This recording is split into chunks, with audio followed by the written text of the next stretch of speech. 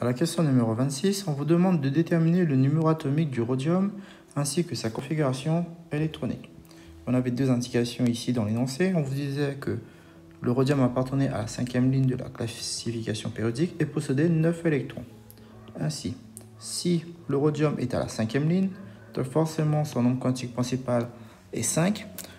Donc on a 5s, forcément on a 5s. Éventuellement, on peut avoir par la suite, en respectant les règles de remplissage 4D, 5p, mais on ne peut pas aller au-delà de 5p parce que sinon on serait sur la couche 6s par exemple et on serait sur la 6e ligne. Je vais configurer au niveau des électrons jusqu'à la couche 4p et ensuite m'intéresser aux 3 couches que j'ai entourées en bleu pour positionner les électrons de valence. On a ici jusqu'à la couche 4p, la configuration suivante. Donc jusqu'à la couche 4p, on a la configuration suivante. Donc je vais rajouter les 3 couches que j'ai entourées tout à l'heure. Donc par ordre croissant, donc c'est 5s, ensuite on a 4d et ensuite 5p. On vous dit qu'il y a 9 électrons de valence. Donc forcément, s'il y a 9 électrons de valence, si on considère la couche 5p, la couche 5s sera... La sous-couche 5s sera aussi remplie, donc au maximum on peut avoir 8 électrons, donc ce n'est pas possible. Donc cette sous-couche là, on va éliminer cette sous-couche. Donc il reste, comme je l'ai dit, 9 électrons de valence. Donc 9 électrons de valence à positionner ici. Donc la sous-couche S peut au maximum posséder 2 électrons.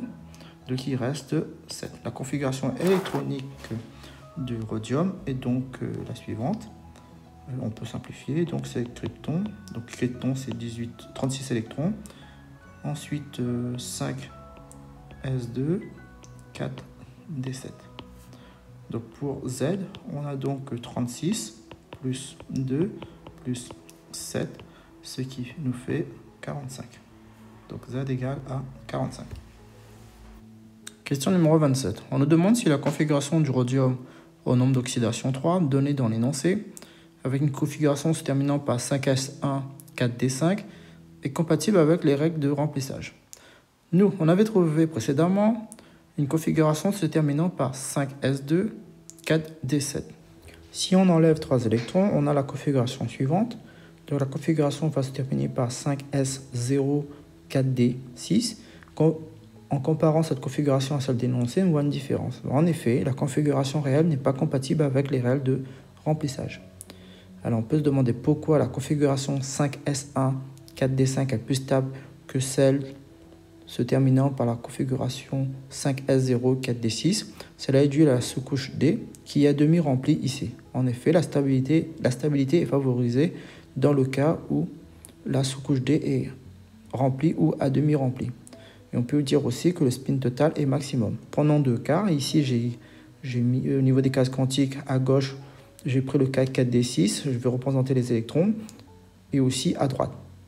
Donc on va le faire. Donc à droite, on a 5 électrons qui vont être non appariés, alors qu'à gauche, c'est apparié.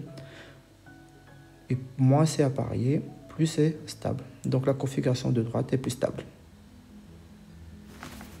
Question numéro 28. On vous demande de déterminer parmi l'ensemble des platinoïdes l'élément qui possède les mêmes propriétés chimiques que celle du rhodium. Donc on cherche ainsi un élément qui est dans la même colonne mais à la 6e ligne et qui possède aussi 9 électrons de valence. Donc on sait que cet élément a la 6e ligne, donc il y aura forcément la sous-couche 6L. Comme tout à l'heure, on va procéder de la même manière. Donc je m'arrête à la sous-couche 5P et je remplis. On a ainsi 54 électrons, c'est le xénon. Ensuite on s'intéresse aux couches qui sont après 6S, donc il y a 4F et 5D. Donc je peux m'arrêter qu'à 5D. Je ne vais pas rajouter 6P parce que 6S plus 6P, on peut avoir au maximum 8 électrons. Donc on complète. On a ainsi le xénon KF14, 6S2, 5D7.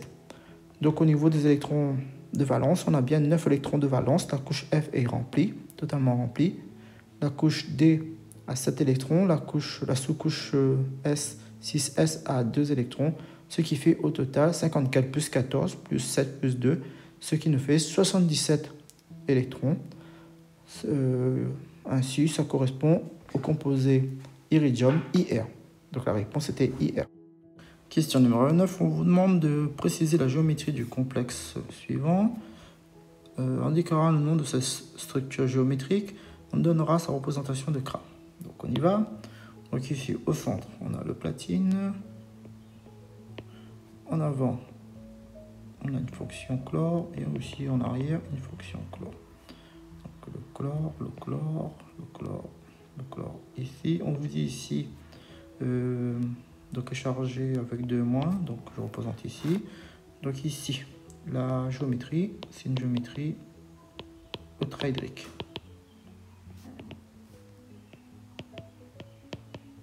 Avec des angles balanciels de 90 degrés. Donc ici, on vous demandait de représenter le complexe qui contenait 2 ligands chloro et 4 ligands aqua.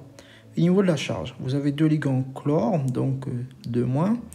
Et ici, le rhodium était au nombre d'oxydation 3. Donc 3 moins 2, ça fait plus 1. Donc ce complexe était chargé positivement, plus 1.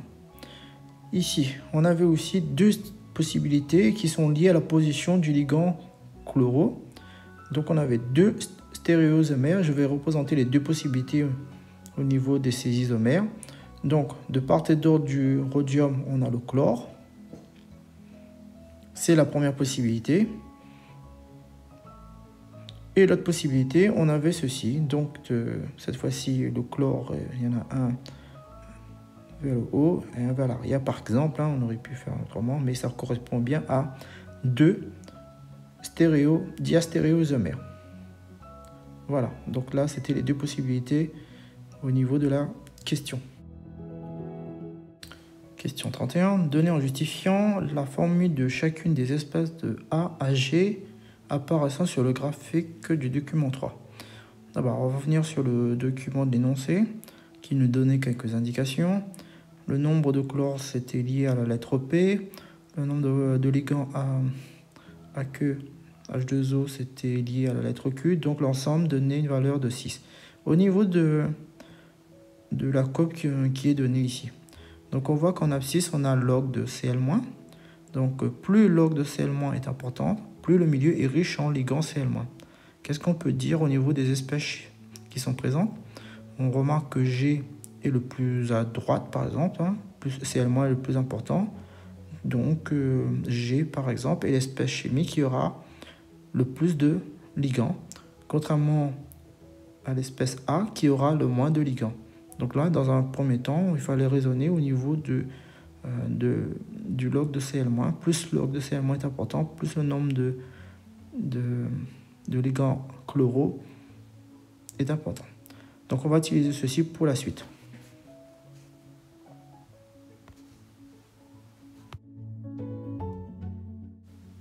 Donc on sait que l'espèce qui a le plus de ligands chloro est l'espèce G. Donc au niveau du chlore, j'associe le chiffre 6. Pour A, j'associe le chiffre 0 au niveau du chlore et 6 pour le ligand H2O. Je vais faire la même chose pour le B. Le chiffre 1 associé au chlore.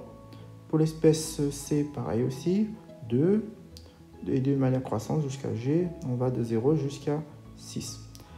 Maintenant, au niveau du ligand H2O, je vais faire l'inverse. Je vais partir de 6 pour l'espèce A et finir à 0 pour l'espèce G. Voilà. Donc on sait qu'on peut même éliminer pour l'espèce G le ligand aqua, ainsi que le ligand chloro pour A. Au niveau des charges, on sait que plus 3 au niveau du rhodium, le chlore c'est 0, donc ici l'espèce A par exemple aura une charge de plus 3, on fait la même chose pour les autres, plus 3 pour le rhodium, le chloro moins 1, 3 moins 1, ça donne plus 2. On peut faire la même chose pour les autres espèces, on trouve plus 1 pour C, D 0, pour E moins 1, 3 moins 4 ça fait moins 1. Pour F-2 et pour G-3. Donc on a ici les différentes espèces de A à G. Donc on a bien répondu à la question. On vous demande à la question 32 de déterminer la constante de réaction de formation du complexe B à partir du complexe A. Donc d'abord, on va équilibrer.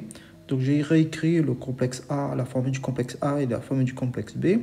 Donc pour avoir B, donc on fait réagir A avec Cl- pour donner B plus une molécule d'eau. On va maintenant écrire la fonction K. Donc K va être égal à la concentration de B sur la concentration de A fois la concentration de Cl-. Pour déterminer K, il faut s'aider du graphique. L'interception de A et B à l'équilibre correspond au fait que A, la concentration de A, soit égale à la concentration de B. Donc à quel moment on a la concentration de A est égale à la concentration de B? Lorsque les deux droites, l'intersection des deux courbes plutôt. Donc log de K va être égal cette fois-ci à log de 1 moins log de Cl-. Donc comme je l'ai dit tout à l'heure, on va déterminer ce log de Cl-, qui correspond à l'intersection de ces deux courbes. Donc graphiquement, on trouve environ moins 0,3. Donc log de Cl- est égal à moins 0,3. Donc ce qui nous donne une valeur de log de K de moins 0,3. Ce qui fait K est égal à 10 puissance 0,3. C'est environ une valeur de 2. Voilà. Question 33. En utilisant les documents 3 et 4, précisez la formule du complexe du rhodium 3 prédominante en solution lorsqu'on extrait environ 90%. On va s'aider du document. Donc on se positionne à 90% d'extraction et on détermine la concentration correspondante. On trouve une concentration ici de 1 mol par litre. On avait aussi d'autres indications dans le document. Par exemple que 5 mg de cet échantillon sont portés à ébullition pendant 45 minutes dans du trichlorure d'aluminium à une concentration C. Cette concentration C, on l'a déjà déterminée. Donc la concentration est égale à mol par litre. Si on dissout du trichlorure d'aluminium, on a adhésion Al3+, et adhésion Cl-. Donc le but ici, c'est de déterminer la concentration de Cl- pour déterminer l'espèce du complexe du radium 3 à 90%. Donc avec le type d'avancement, on sait qu'à l'équivalence, c'est égal à X. Donc Cl- est égal à 3x. Donc la concentration du chlore est de 3 fois 1 mol par litre. Si on fait maintenant le log de Cl-, on trouve une valeur d'environ 48. Et pour déterminer l'espèce B, c'est la réponse, il faut se positionner à 0,48 et regarder quelle espèce chimique prédomine. Ici, en l'occurrence, c'est l'espèce B. C'est celui qui prédomine. Donc, pour répondre à la question, c'est l'espèce B qui prédomine ici. Donc, je vais écrire sa formule. Voilà. Donc, on a répondu à la question. Question numéro 34. Commentez en quelques mots les différentes parties du mode opératoire d'extraction du rhodium identifiées par des caractères gras. Donc les premiers mots, c'était judicieusement choisi. C'était lié à la concentration. Mais en effet, en fonction de la concentration, le pourcentage d'extraction sera important ou moins important. Donc il faut absolument bien choisir cette concentration. Pour avoir une extraction maximale, on choisit la bonne concentration. Ensuite, verre adapté, pour faire une extraction, on utilise une ampoule à dents cortées. Plusieurs extractions, il vaut mieux faire plusieurs extractions qu'une seule extraction, car ça sera plus efficace, le rendement sera meilleur. Neutraliser, mais neutraliser quoi? Ici, on est en milieu acide, c'est pour neutraliser les traces d'acide. Éliminer les traces d'acide dans la solution. Partie 2. Utilisation de complexes de rhodium en tant que catalyseur. Donc ici, on va demander dans un premier temps d'identifier la nature des espèces T, U, V, W. T, U, V et W. Alors, on va comparer par exemple pour déterminer T, le composé M et N. Donc on regarde un petit peu au niveau du rhodium les liaisons qu'on a au niveau du composé M et N qui sont communs. Donc par exemple, on a à la fois ce groupement ici et ici, etc. Chaque fois. Donc du coup, T va être égal tout simplement à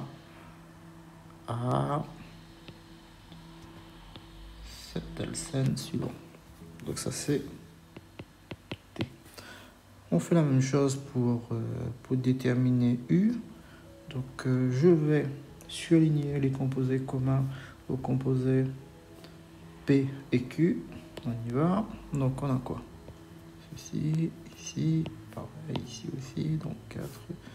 On a fonction. Donc celui-là il est ici. Donc il nous reste U et donc ce composé. C'est bon. Pareil pour le composé V. On va faire la même chose. Donc qu'est-ce qu'on a de commun? Composé ici.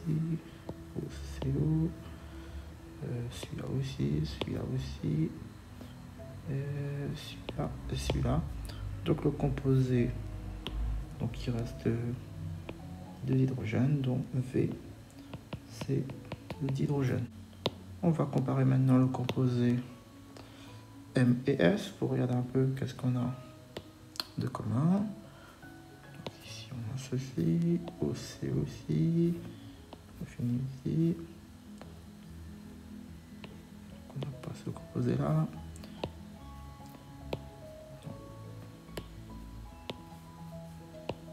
Donc il nous reste donc un groupement hydrogène et son composé là qui va nous donner W. Donc W, c'est le composé suivant.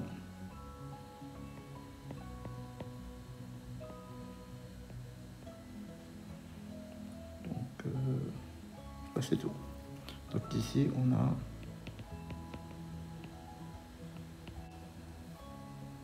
donc pour résumer T est le composé suivant.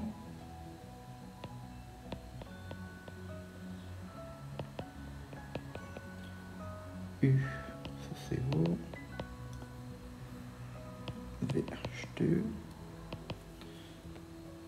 Ensuite, pour le composé W, on a cette fonction cétone suivante.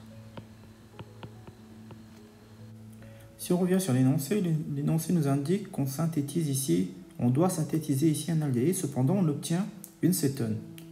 On a bien une fonction cétone dans W. Il y avait donc ici une erreur au niveau du cycle, une erreur d'énoncé. Donc voilà, donc il fallait faire attention, il y avait une petite erreur ici au niveau du cycle dans ce concours. On demande aussi l'équation bilan de la réaction, donc on va le faire en utilisant le cycle à nouveau.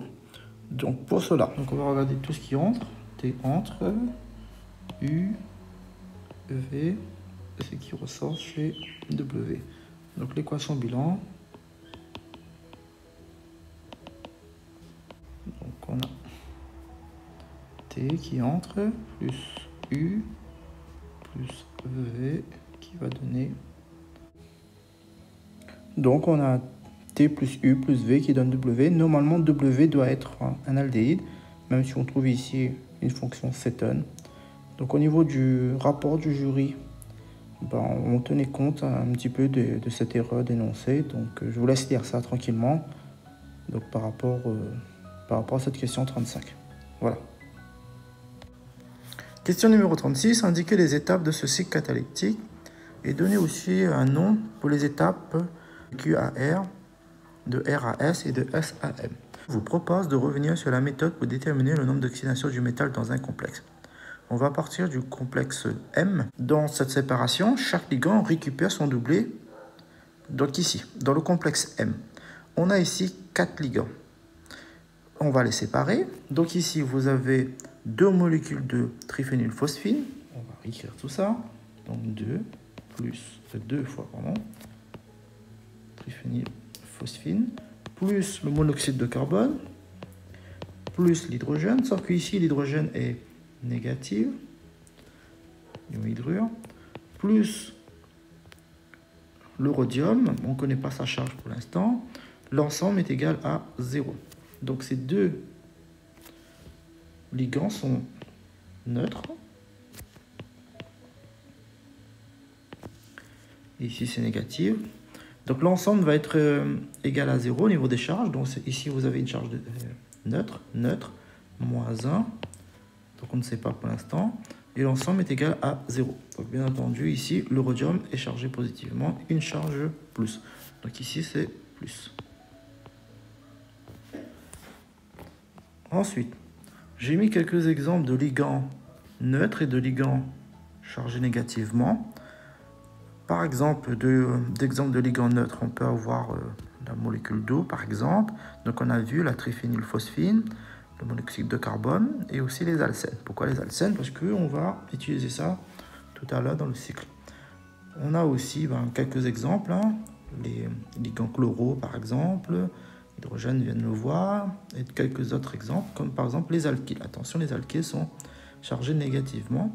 Donc, on va utiliser ça dans le cycle. Dans ce cycle, on va déterminer le nombre d'oxydation du rhodium dans chaque complexe. Donc ici, on avait dit -1 ici. Donc, je vais mettre en rouge son nombre d'oxydation. Ici, c'est neutre, neutre, neutre. Donc, il reste +1. Charge au niveau de la charge. Ensuite, on a ici -1.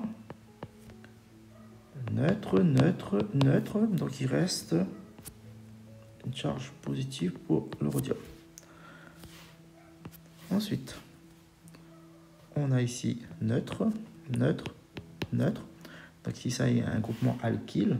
Donc, c'est négative, -1. Donc, le rhodium ici a une charge globale de +1. On continue. Ici, neutre, neutre, neutre, neutre, toujours pareil. Donc ici, -1. Donc il reste +1 ici. D'accord?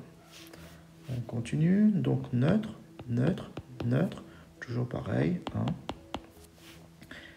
Ici, neutre, neutre, neutre, chargé négativement, hydrogène. Ici aussi négativement. Donc au final, c'est le nombre d'oxydation du rhodium ici est égal à +3. Voilà. En s'aidant de ce qu'on vient de faire, on va donner un nom aux différentes étapes. Par exemple, donc le passage de Q à R. Donc Q est ici, R est ici. Au niveau de la charge, il y a conservation de la charge. Donc ici, au passage de Q à R, donc on passe de +1 à +1. Donc la variation du nombre d'oxydation est égale à 0. Donc ici, qu'est-ce qu'on remarque? Il y a le monoxyde de carbone qui va s'intégrer ici. Donc ici, on a une réinsertion de type 1,1. On va revenir là-dessus après. Ensuite, de R à S. Donc R à S. Donc on passe ici d'une charge globale au niveau du rhodium de 1 à +3. Donc ici on a une oxydation, mais étant donné qu'on a rajouté le composé V, donc ici c'est une addition oxydante. Au niveau de la variation du nombre d'oxydation, donc on passe de 1 à +3. Donc ça fait 3 moins 1, donc ça fait +2. Maintenant, le passage de S à M. S à M. Donc on passe ici de +3 à 1. Donc on passe de +3 à 1. Donc c'est une réduction. Donc on élimine aussi le composé W. Donc c'est une élimination réductrice. Quoi réductrice? Parce qu'on passe de +3 à +1. Au niveau de la variation du nombre d'oxydation, on passe ici de 3 à 1. Donc ça fait 1 moins 3. Donc c'est -2. Voilà. Je vais revenir sur ce que j'ai dit tout à l'heure, sur l'insertion 1,1.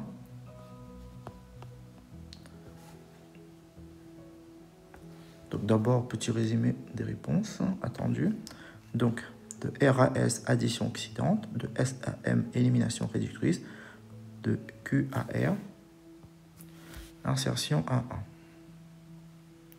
Alors, qu'est-ce que c'est qu'une insertion R1 ou une insertion R2? Donc, je vais prendre un exemple ici. Vous avez ici le groupement au monoxyde de carbone qui va s'insérer ici entre la liaison M et X. On va avoir ici la liaison M, donc insertion du groupement monoxyde de carbone ici, et X. On va appeler ça tout simplement, il y a un atome qui va s'insérer, donc 1, donc insertion 1, 1. Maintenant, à ce niveau, ici vous avez un alcène qui va aussi s'insérer, donc on a M, X ici, et entre les deux, vous allez avoir ce groupement qui va s'insérer. Donc ici, un groupement de 2 atomes. Donc ici, insertion 1, 2. Question 37. Lors de cette synthèse, une analyse du milieu par spectroscopie de résonance magnétique montre qu'un isomère de chaîne du produit attendu est formé en faible quantité. Bon, on va déterminer ce composé. Donc l'étape qui nous intéresse, c'est l'étape entre le passage entre le complexe N et le complexe P. Donc pour simplifier un petit peu l'écriture, le complexe N, ici, je l'ai représenté ici. Donc ici, il y a une liaison hydrogène qui est ici. Et toute cette partie-là, je l'ai représentée par un M en crochet. On va avoir deux possibilités. Donc la première possibilité, donc d'abord on a le groupement M au départ et à la fin l'hydrogène. On fait pareil pour l'autre, le groupement M et à la fin l'hydrogène. Et entre les deux va s'insérer l'alcène. Donc on met d'abord l'hydre de carbone. Donc on n'a plus un alcène ici, mais un groupement alkane, alkyle plutôt. Donc ici, la différence va se faire au niveau du groupement R. Donc je vous propose dans un premier temps de positionner le groupement R ici et le groupement R ici. On va compléter. Donc on a CH2, il manque un hydrogène ici. Ici, il manque un hydrogène. Et ici, il manque 2 hydrogènes. Au final, on a ce complexe-là. CH2R. Et ici, ce complexe-là. Par rapport à la question, on obtient ensuite deux produits, un majoritaire, l'autre minoritaire. C'est-à-dire, on va obtenir deux aldéhydes. Donc le produit majoritaire sera celui-là. Donc on va s'aider du cycle, hein. Il faut regarder le cycle. Donc on obtient un aldéhyde, celui-là, qui est majoritaire. Et l'autre va être en quantité minoritaire, écrit ainsi. Alors, comment différencier en RMN ces deux composés? Qu'est-ce qu'on remarque ici? Par exemple, pour ces des hydrogènes, donc intégration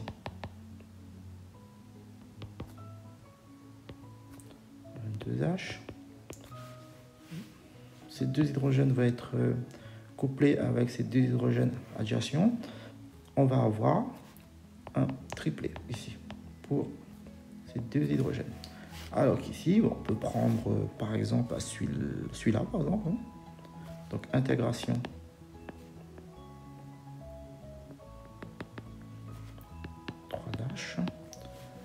et comme il est couplé avec l'hydrogène qui est juste à côté, on va avoir un doublé.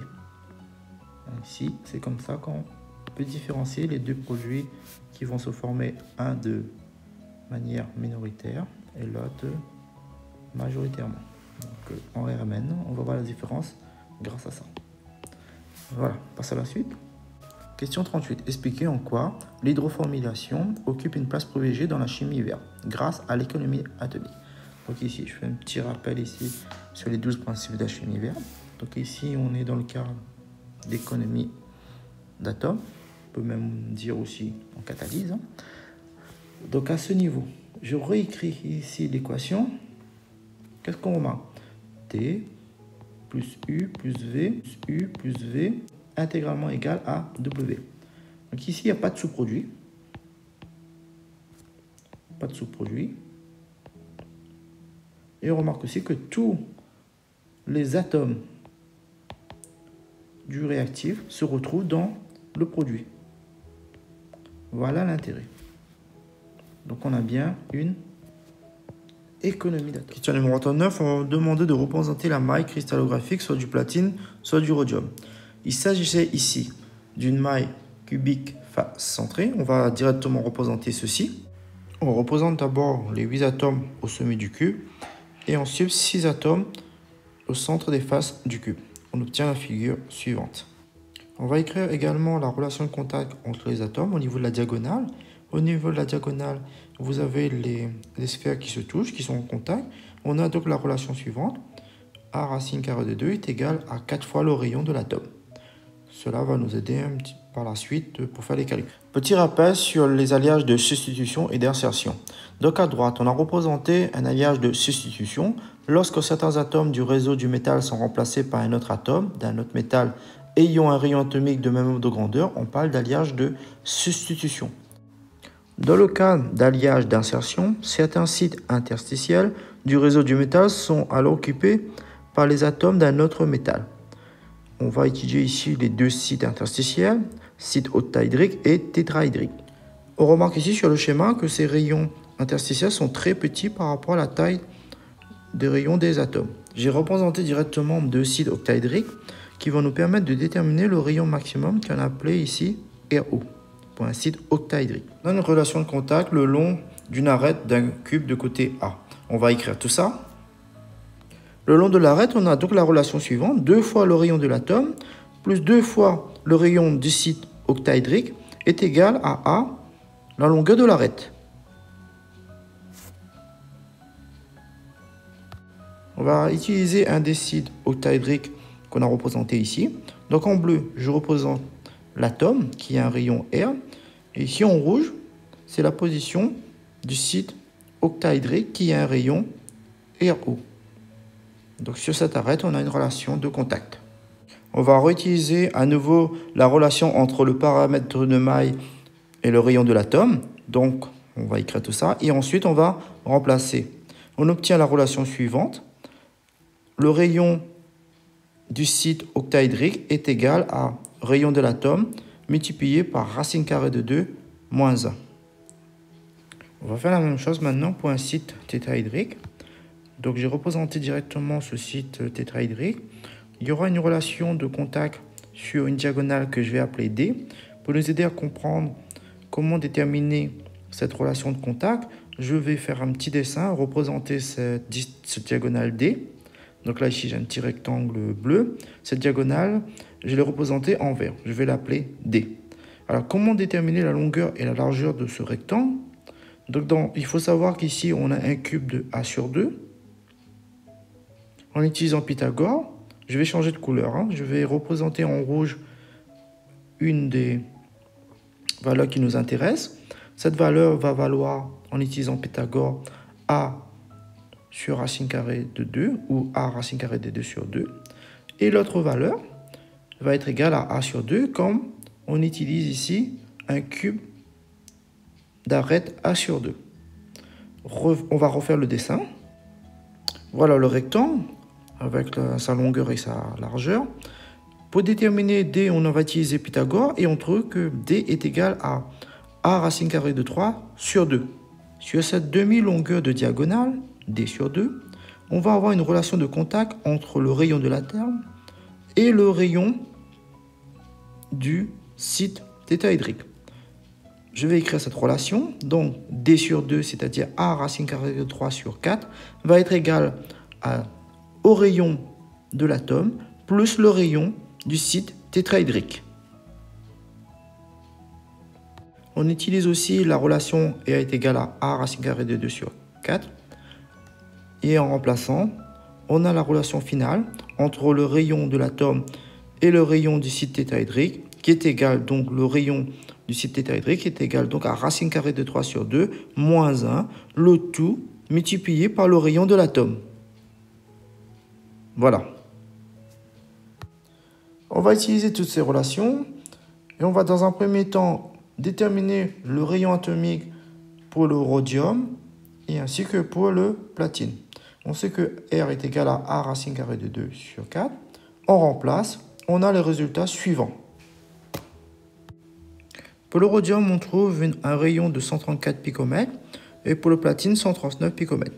Ces rayons sont proches, ce qui rend plausible la possibilité d'avoir un alliage de substitution ici, car c'est la condition pour avoir un alliage de substitution. En utilisant les formules, on va déterminer le rayon octaédrique et le rayon tétraédrique pour le platine. Donc en remplaçant, on trouve 57 picomètres et 31 picomètres pour le rayon du site octaédrique et pour le rayon du site tétraédrique.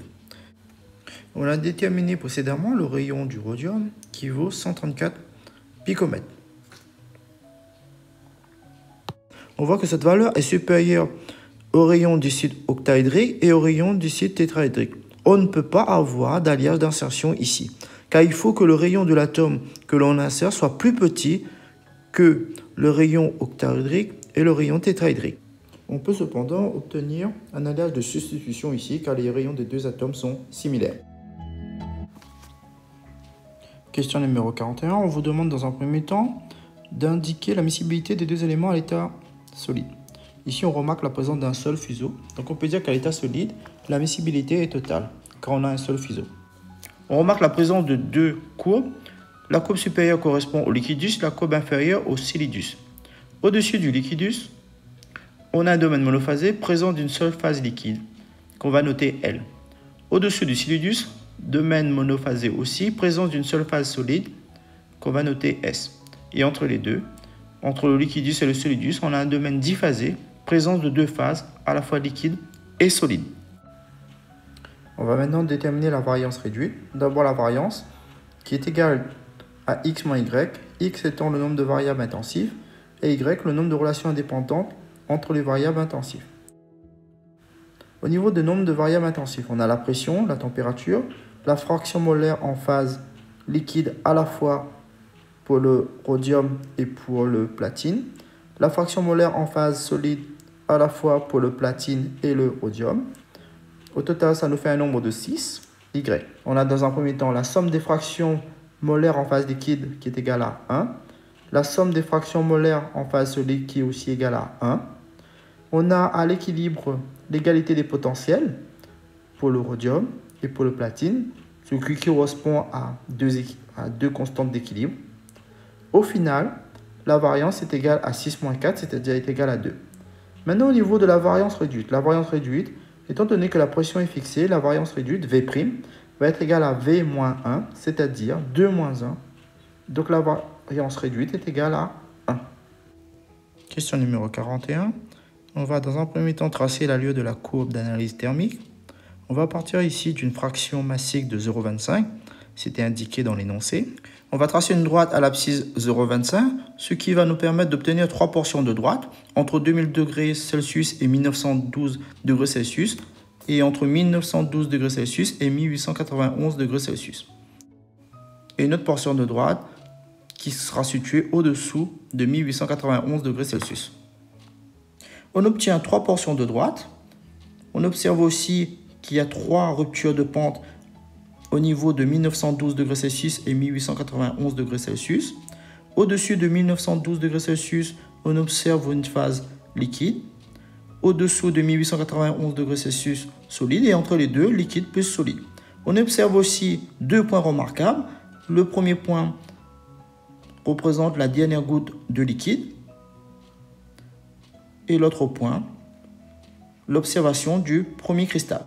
On va maintenant déterminer les fractions massiques de ces deux points remarquables. Au point d'observation du premier cristal, la fraction massique en rhodium dans la phase liquide vaut 0,25. Il s'agit de l'intersection de la droite en vert et de la courbe du liquidus.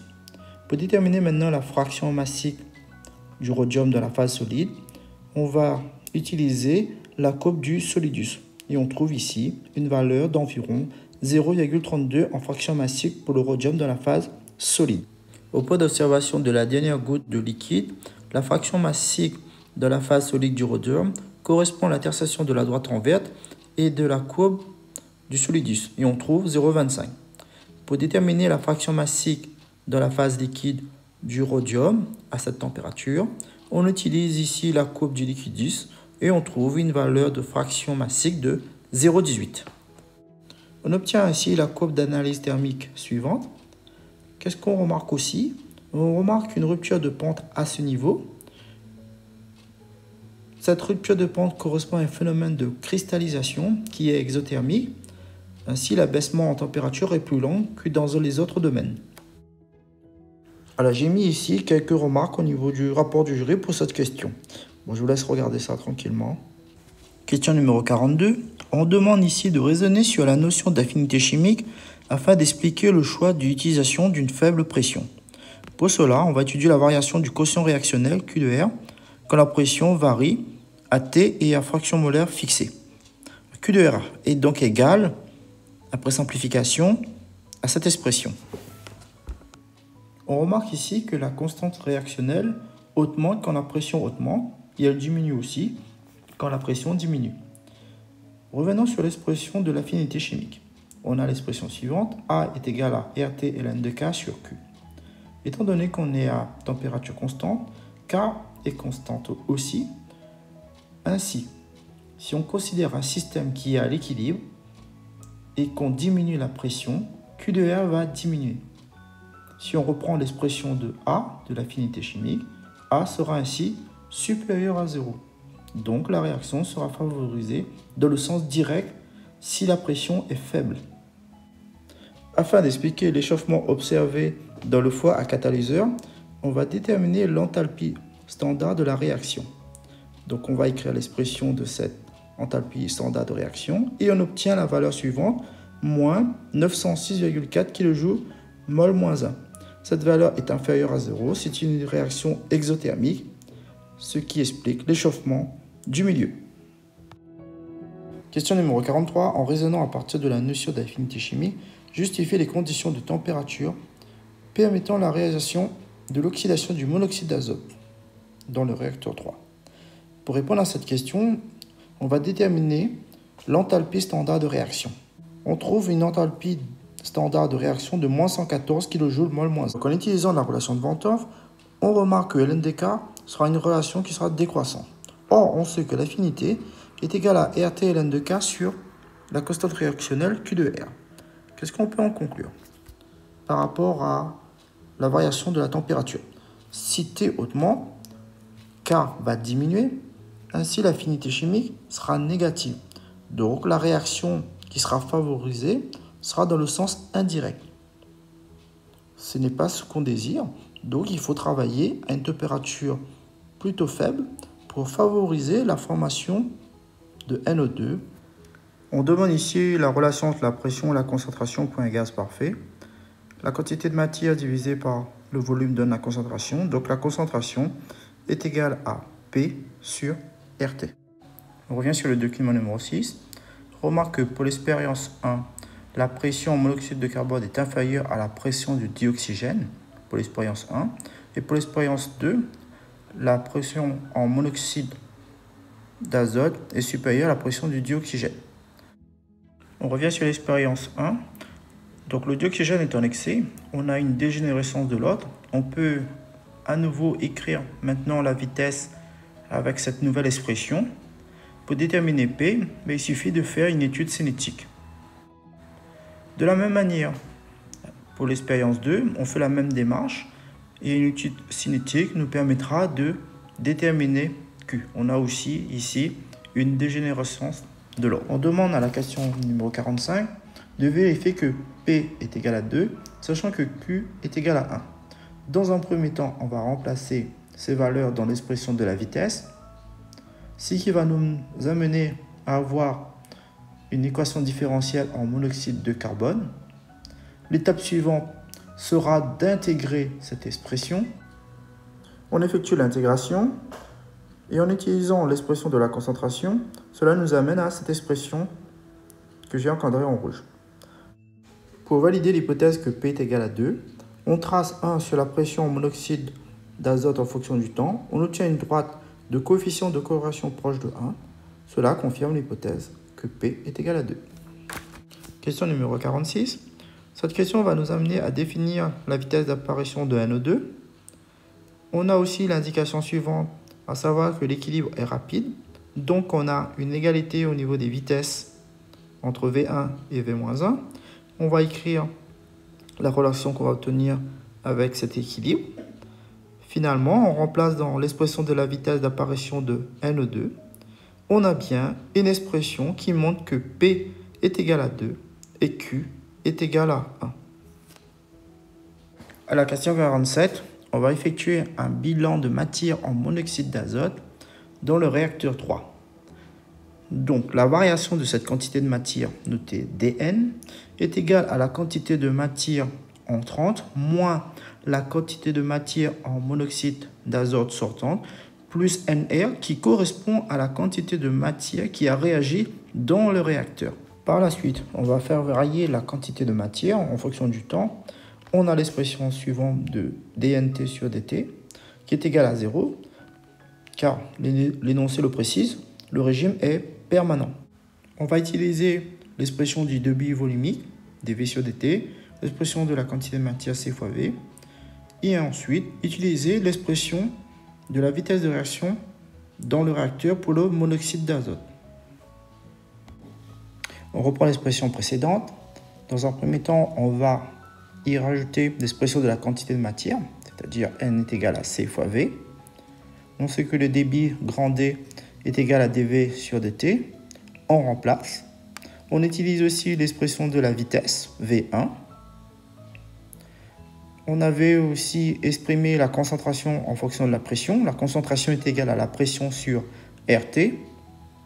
On remplace dans l'expression qu'on a écrite précédemment correspondant au bilan de matière du monoxyde d'azote, toujours en régime permanent, et on obtient bien l'expression demandée à cette question. Il nous reste maintenant à faire la question 48. La question 48 nous donne une indication, à savoir que la pression en monoxyde d'azote mesurée en sortie du premier réacteur est 2 fois plus faible que celle en entrée. Il suffit ensuite de remplacer cette indication dans l'expression de la vitesse. Donc la pression en monoxyde d'azote en entrée sur la pression en monoxyde d'azote en sortie est égale à 2.